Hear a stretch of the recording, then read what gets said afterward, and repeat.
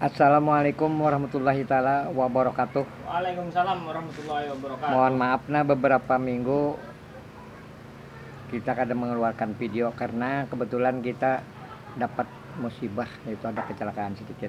Tapi insya Allah hari ini kita akan mengirimkan lagi komedi Banjar.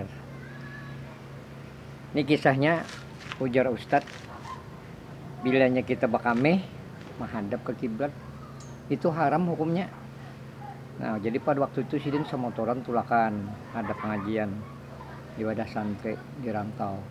Kemudian bulik dari Rantau sore pas di burung lepas itu sidin turun bakameh sidin.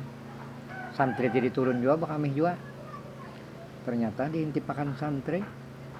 Sidin ini hadap ke kiblat, maka ajar sidin tadi haram hukumnya bila bakami hadap ke kiblat. Jadi buat untung bakami santri itu untung ke bakami naik kayak ke motor sidin. Betakon lah Pak Ustadz lah, pian tadi jam gak ada salah bakami hadap ke kiblat, maka itu haram hukumnya. Menyaut ya sidin. Aku bujur aja sidin hadap ke kiblat, tapi ampunku aku miring akan sedikit. Assalamualaikum warahmatullahi taala wabarakatuh.